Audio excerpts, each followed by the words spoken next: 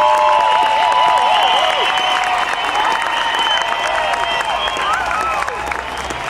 going to tell you about the greatest men you've never heard of. Did everybody see the famous Charlton Heston NRA speech?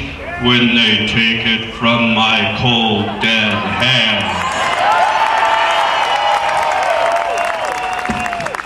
Here, darling.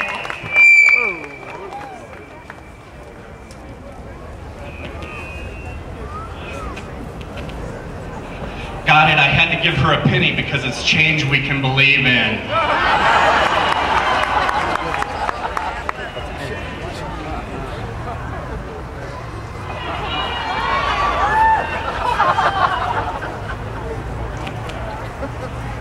I'm Eric Miller and I'm a recovering liberal.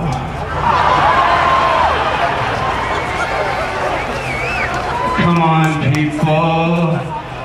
This big of a crowd, I know some people have been in a recovery group. You have to say, hi, Eric, so that I, one, feel welcome, and two, continue in my recovery. So, let's try it again. Hi, I'm Eric, and I'm a recovering liberal. God bless you. The summer of 2009 is a lot like, for conservatives, what the summer of 1969 was for liberals. But instead of free love, we talk about you should pay for love because we're conservatives and we want to make a profit. Just kidding. No, we talk about free markets and free enterprise. This was the summer of liberty, as far as I'm concerned, where millions of Americans came out and finally said, we've had enough. I was very fortunate in 2002 to have the honor to speak at a 9/11 commemoration event in New York City. And then just after that, we rode from ground zero to the Pentagon with families of survivors and victims of terrorism from around the world. We had Palestinians and Israelis. And I'm very fortunate on a shuttle bus to sit next to a guy, hulking man, 6'5", probably 280, and he was wearing a jersey from the Cavemen, from Ladder 40, Engine 35. They lost 12 men that day. And I've been a paramedic for 24 years, and he and I had a lot in common. And he talked to me about the men that were on the back of his shirt, and then he pointed to one man, and he was feeling so guilty because he had a dentist appointment that morning, and it was that man that took his place. Just before we started riding, a woman came down, and she asked me to wear a band. We wore bands for family members and things, and she handed me this band here, and she said, would you wear this with my husband's name on it? He was in Tower 2. And after I stopped bawling and everything, I put it on my arm and I was so honored. His name was Jim Halverson. Then she went to one of my best friends who's actually a wheelchair athlete. And she said, would you do the honor of wearing this band? This was my brother. He was in Tower 1.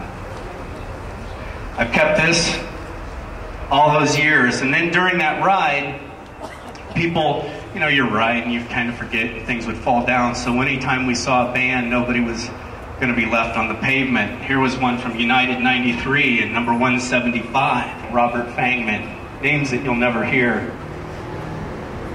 And what was so impressive about that ride, and what we're here for today, 9/12, it isn't about the politics, it's about the Americans. Being about proud of who we are.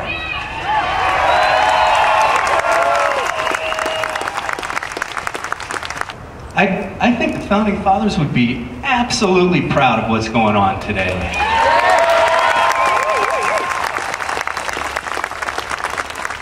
This proves unequivocally that America worked. Because we're not being sent to prison, right? We don't have troops all around. Actually, we do have troops all around. We've got veterans all through this crowd.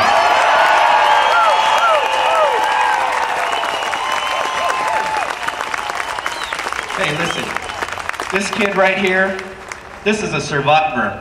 This is Haley with the pitchfork, Benjamin, my kids, but Garrett right here. And this is about as political as I'm gonna get.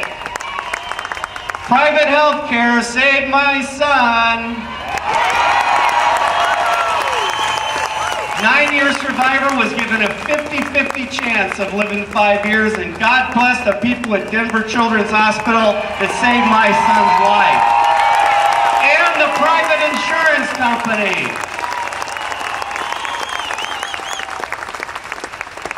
That's all I'm going to say political. There's a great sign out here. Where was it? You guys got some really, that's what I love about America. We're so doggone funny.